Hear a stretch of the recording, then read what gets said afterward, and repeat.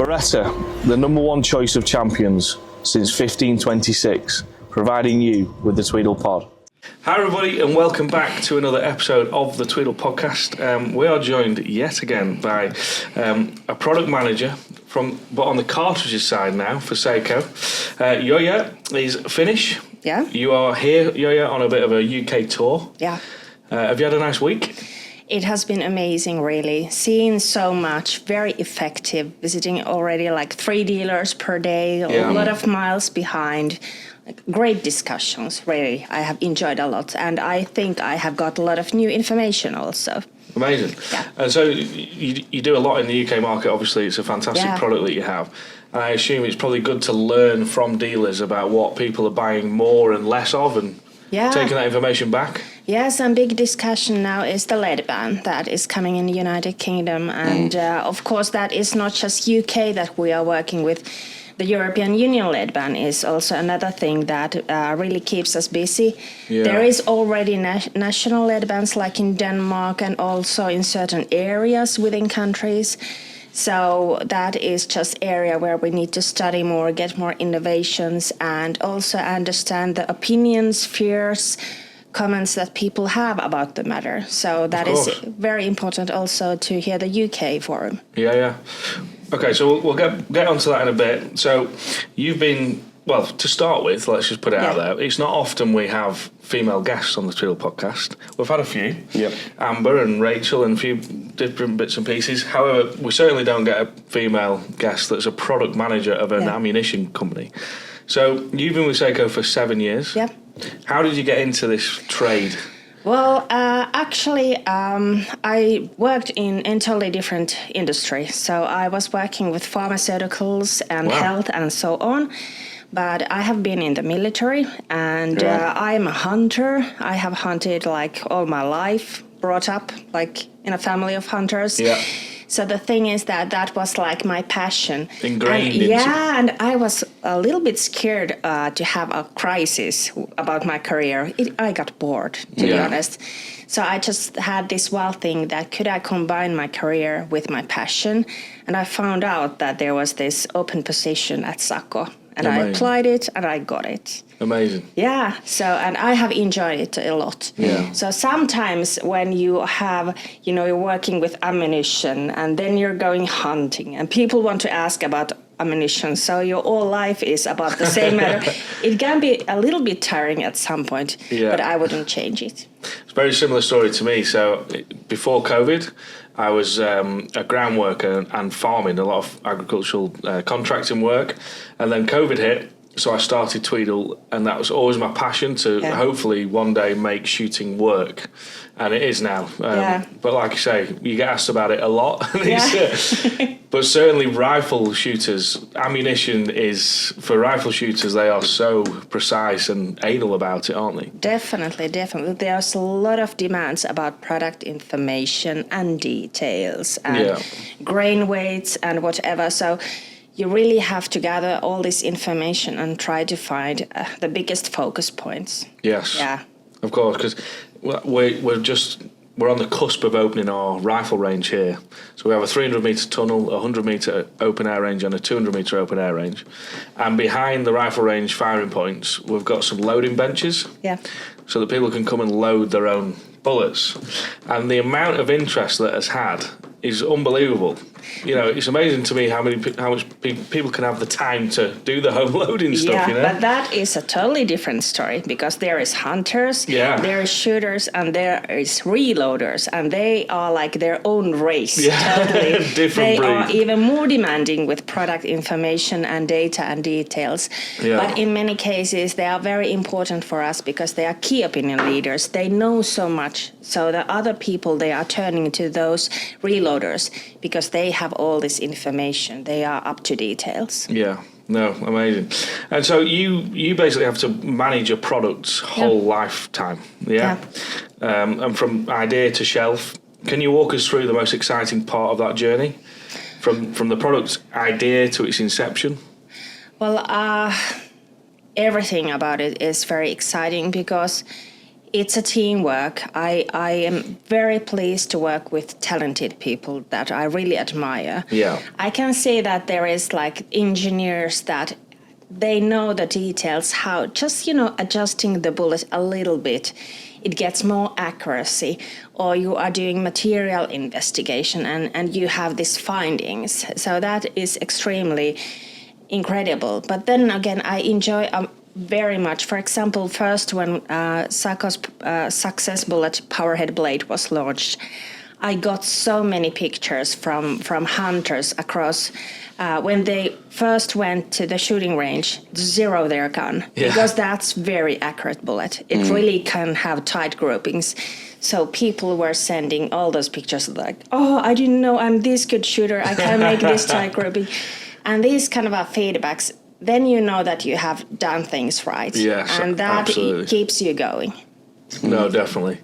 And talking of that, like Sako's a worldwide brand. It's used throughout the world. It's used a lot in the UK. Yeah.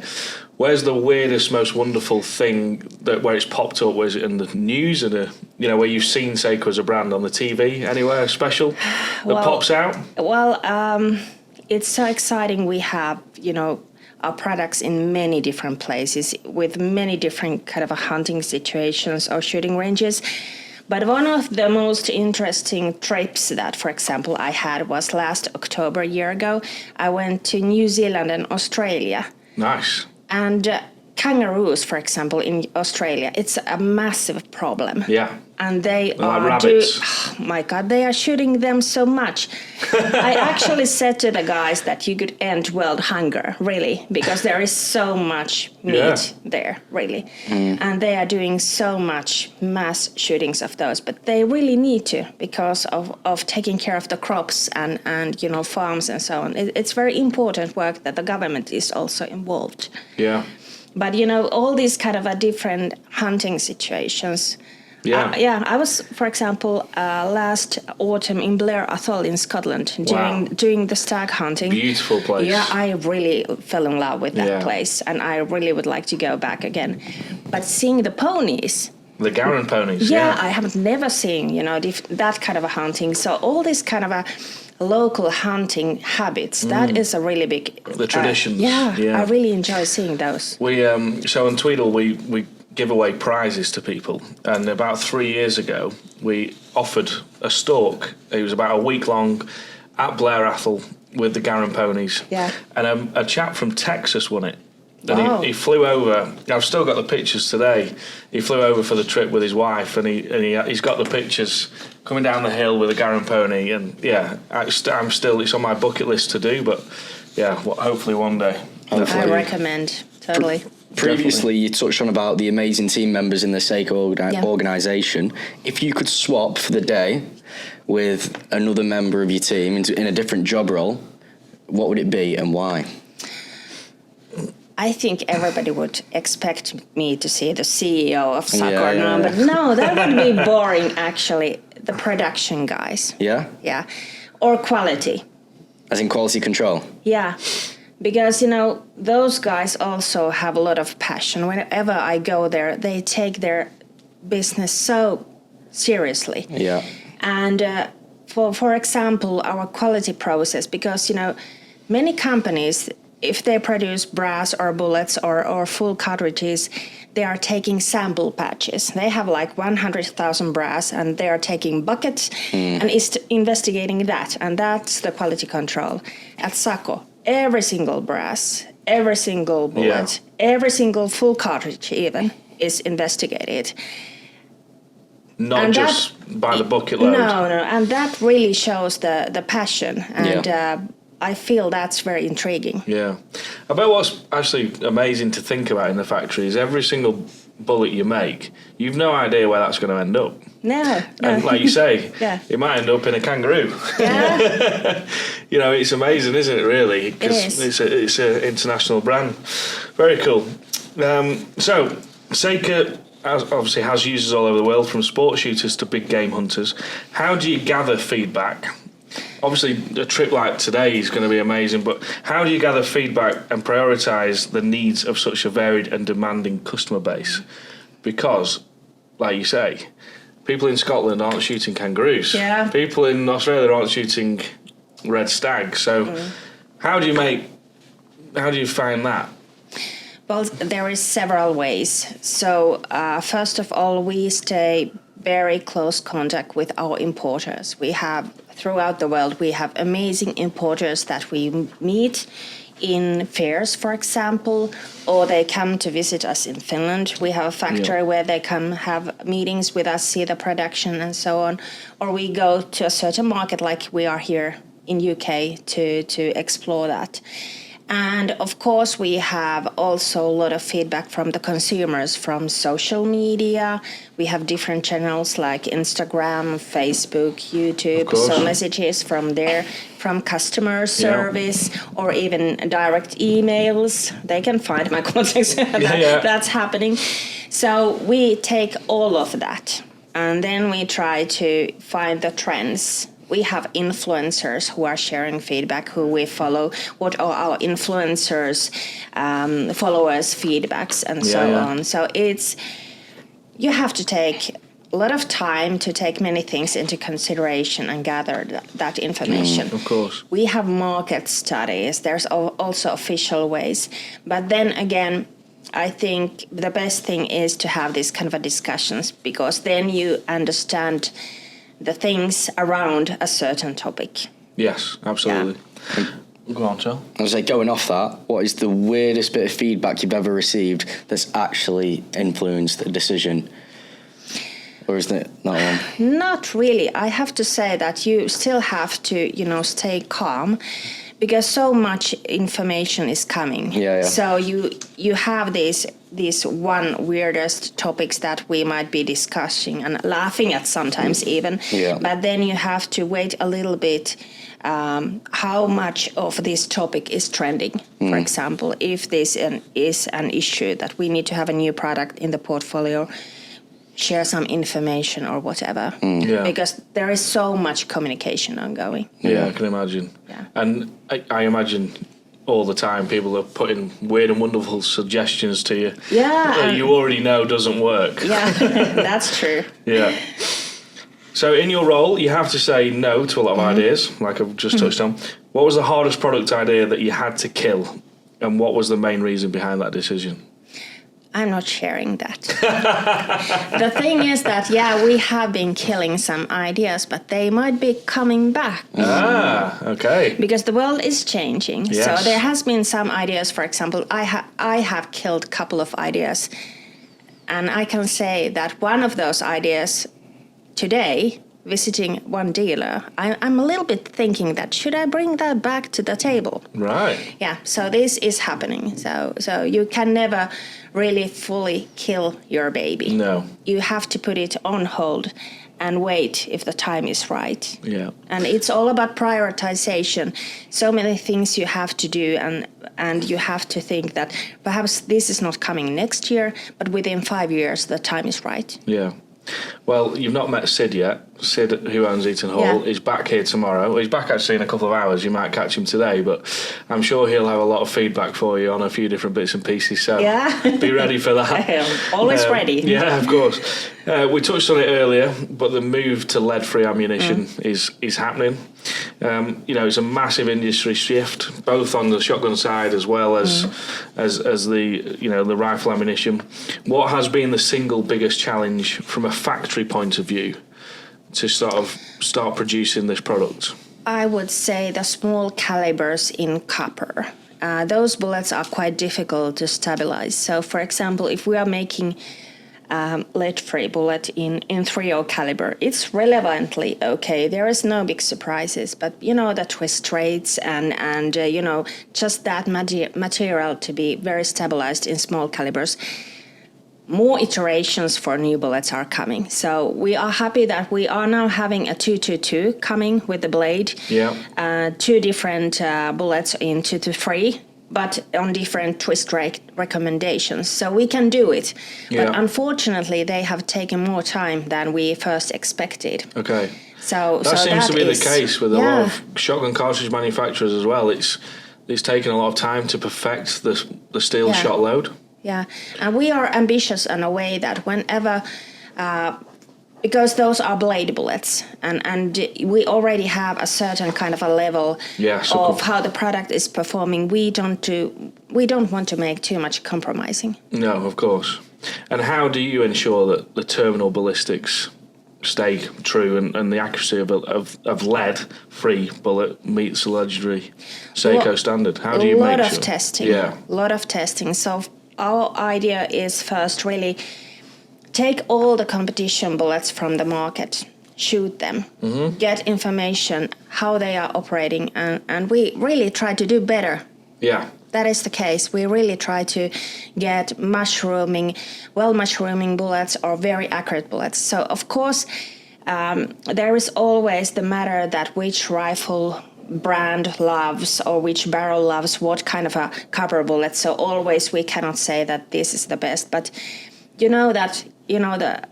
our bullets and the rifles, they actually come from the same location.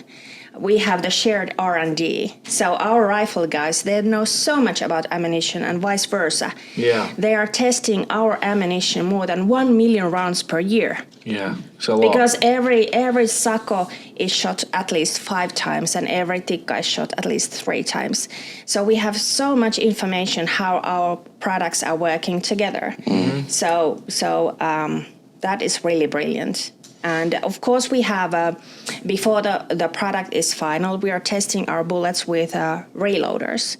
So we have a network of people that are trusted. They operate according a certain process, and they are out there testing the products in the field. With your components, of course, yeah. Yeah. Mega. Do you get much time to test products in the field, being a hunter yourself? I try as much as possible. Yeah. So of course my work is demanding. I have a family, but it's really relaxing. So the moose hunting is starting this weekend. I believe Definitely participating with that. Yeah. Have you shot a moose before? Well, usually I'm there with my dog, so not so many possibilities. So more deer. And my passion is more predators. I really love anything with teeth. Okay. Like raccoon dogs and minks and brown bear hunting is really cool. So that's like, if I get to choose, I go to predator hunting. Yeah. And do you take the dog predator hunting or not? Yeah. We have large speech, for example, for brown bear. I have 5 dogs, so I can do whatever. What? Well, I use this kind of a Laika, a very large Russian Spitz. They are barking to the bear. Okay. Yeah, it's pretty cool. And barking to the bear, they will stop it. No. They will stop it, so you're able to go there and shoot it. Or then the dog is trying to bring to the animal to the place where the hunters are. Okay. And do you put trackers on the dogs? Yeah, definitely for safety reasons, and then you know where they are going. Right. And we saw actually in Finland you get wolverines as well. Have you ever seen one? Sometimes, unfortunately, the dogs are not 100%. If there is a wolverine, they might be changing that to a fresher track. So I have seen the wolverines going, to the trees, just to escape from the dogs. Right. Yeah. That's amazing. I'd love to shoot one. That'd look cool in the dining room, that's for sure. And your favourite hunt of all time? Have you got a memory? Usually the best memories are the young dog's first success. Yes. Yeah, I'm not a trophy hunter myself, but I have few stuffed animals, and they have been the first ones of a certain dog. Yeah. I think this kind of a cooperation that I have with the dog, that is really cool. Yeah. That when you have this success, it's definitely. Yeah. Definitely. I have 2 Labradors. Yeah. And on Monday, we were shooting pheasants in Wales. And I rarely go and just stand and watch. I wasn't shooting. Yeah. But I took the dog. And just to be there with Russell, my dog, Labrador, it's just amazing, just to spend that time with the dog. And I think it makes a hunt and a shoot way more special when you've got your dog by your side, that's for sure. Did Tonelli say you train your dogs as well yourself? Yeah, I do. You touched on that, right? Yeah, that also takes some time. Yeah. How did you gain the skill set to do that? Just Well, it depends of the hunt. For example, I have German hunting terriers that are very versatile. They have like a born passion if they are breeded correctly. So the male and the female, the parents are having good bloodlines. You're just showing them a raccoon dog and they are getting their energy. Or then in some cases, I do a lot of mink hunting in the nature reserve areas where the birds are nesting. Yeah. Using older dog as an example, terriers are easy to get, a little bit rounds when they see how the other dog is operating. So depending what kind of a breed it is or what kind of a hunting it is. For example, birds it's a little bit more trickier. So for example, terriers get them to wait there in duck hunting. That's difficult. So that requires a lot of training, a lot of treats. Sit and you will Getting a German hunting terrier to sit and wait is much more difficult than a Labrador, I would claim. Yes, no, I can agree with you on that. So obviously in the UK there is a lot of sceptical hunters and shooters when you talk about moving away from lead. How would you sort of convince them that actually it's not so bad, and how are you going to go about that? In many cases, I see that there is this kind of idea. Many hunters were keen to try the copper bullets when they first came. Yes. And they weren't performing as they are today. So there could be kind of a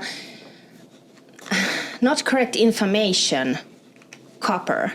So I would really encourage to go and try. Because try them again, because the modern bullets are really, they are different material. The copper is not the same as it used to be. No. The methods of production, there's different methods. There's pressing. We are using turning lathe with the blade, so that is another thing. And also the designs. There has been learning, definitely. And again, every rifle loves a certain kind of a bullet, but I have said, for example, with powerhead blade, go and test and get your own opinion. Yeah. And many times I have had positive news from that. So just go there and test. Yeah. It's a new material, it's a new thing, as there is in many issues, but be bold. Yeah, and I think be confident. There's a pheasant shooter in Yorkshire that moved away from lead 2 years ago. And they have gone fully steel to sort of pioneer the shooting estates as we know them in the UK. And do you know what? We've been there. You have to shoot steel. You cannot shoot lead. And you can have some fantastic experiences with it. It does work. And it's only going to get better, I believe. So, definitely. It's crazy to say, though, isn't it? Like, a certain bullet works on a certain rifle. And that's where... Because I'm new to rifles myself, I got my firearms license through a couple of months ago, and we were sort of zeroing my rifles with different bullets and finding out what works, and it's a whole new world to me. Because a shotgun cartridge, of course, it patterns better through a certain shotgun, but they all do the same thing there or thereabouts. But the rifle guys and girls, they are keen on finding that perfect bullet, aren't they? Do you think a Sako bullet performs better through a Tikka and a Sako than it would another rifle, or no? No, not really, because we hear that there has been other brands using our bullets just the blade because they love it. Yeah. So that is also happening. And also that is our goal. We don't want our bullets just to perform with Sako and Tikka. I think there is, of course, more knowledge about those barrels. Of course. It's natural, but we want our products to perform as best as we can with several brands. Yeah. Okay, and Sako is a Finnish brand with a global reach. What's the biggest cultural difference you've noticed in how shooting is viewed, and how does your team navigate that in terms of product marketing? Well, I would again say that it's the matter of environment, because there is so big difference in hunting generally. Shooting, there is of course different practices, but the biggest differences come from the game, for example. Yeah. For example, South Africa has quite different kind of animals than you have in UK. There is large animals, there is safari hunting, you need to have solids, for example. And of course the shooting distances. So in Finland, for example, we have a kind of a bush hunting, close distances, a lot of forest, a lot of ricochets, for example. And then again in Middle Europe, United States, and you also in Scotland, you have very vast areas. So long range hunting is another thing. And it has different ballistic requirements, for example, for the product, or how the product is mushrooming longer distances. What is the energy? So I think those issues are the most important currently. And how do you battle, a lot of people don't understand hunting at all. And how do you go about that with your marketing? Do you gain a lot of...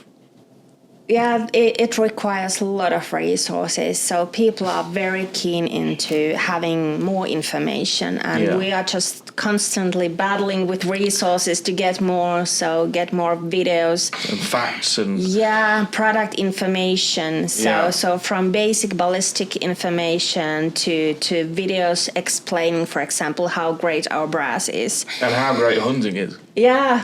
Yeah. It's spreading that positive word all the time. And that Tweedl, the Tweedl podcast, that's what we try and do, is just put hunting and shooting in a nice, positive light. Yeah. Because not a lot of people understand what we do. So, and you guys do a fantastic job of that in your marketing. So, thank you. Well done. And how do you determine what new calibers or specific bullet weights Sako should invest in for the future? Because I've gone for a 223, not a 243, and 243 was always a very popular caliber. Now 223 is a popular. How do you know what to invest in the future? Because trends and changes. We've got a Tikka Ace in front of us here. Yeah. Very influenced by the American market. It's now in the UK market. 5 years ago, that sort of a tactical rifle wouldn't be. Yeah. A thing here in the UK. So how do you know what to invest in? Because it's changing all the time. Well, now it's quite easy. The lead ban is changing. Yes. So if the legislation is changing, it could be so that, for example, in certain markets, there is requirements to have a certain bullet weight with certain energy with the legislation. So you have to take that first into consideration. But then at the same way as we are gathering other information, we're talking to our importers, we're having studies, how big market is this and so on, and then making a prioritization. Yeah. So you have to be very specific because the world is open, there are so many opportunities, and you have to really think hard what to do first, then second, then third. Definitely. Perfect. I think that's a fantastic summary of what you do there as Sako, as product manager. Thank you very much for coming on. It's been very insightful. And congratulations with all the success. We certainly have a lot of customers that are very fond of your products, and I'm sure that'll only keep growing. So thank you. We really hope that the UK consumers keep trying the blade, perhaps new innovations coming within the years, and there is positive hunting stories and memories, and also success at the range. I've missed out a very crucial question. Charlie, you know what to ask it. Do you want me to ask it? Yeah. So, one sec. If you could name a Sako cartridge after a famous fictional character from a book or a movie, who would it be, and what is its defining feature? I would have to say that I'm a big fan of James Bond. Yeah. So it had to be something related to that, like 007, License to Kill. Nice. Yep, nice. Yeah. I think if I saw a bullet on the shelf that was called 007 License to Kill, I would buy it. Hey, competitors, don't steal. And what is your favourite James Bond film? Skyfall, for example, was pretty good. Yeah. Good song as well. Yeah. There we go. I've got it in the playlist. Have you? I do. So, yeah. You going to sing it for us, Charlie? No. Okay. Perfect. That answers that one. That is an idea. I would buy that. Yeah. I think you might be done for copyright, but we'll see. Licensing on that. We have to discuss about that. Global success, I would believe. Definitely, without a doubt. Perfect. Well done. Thank you very, very much. Charles, wrap it up. Thanks again to our sponsors, Beretta and Eton Hall Shooting Ground. It wouldn't be possible without you guys, so yeah. Like and subscribe. More and more episodes coming all the time. We are getting very consistent now with this job, aren't we, Charles? We're flying. So, thanks everybody for watching. We'll see you on the next one.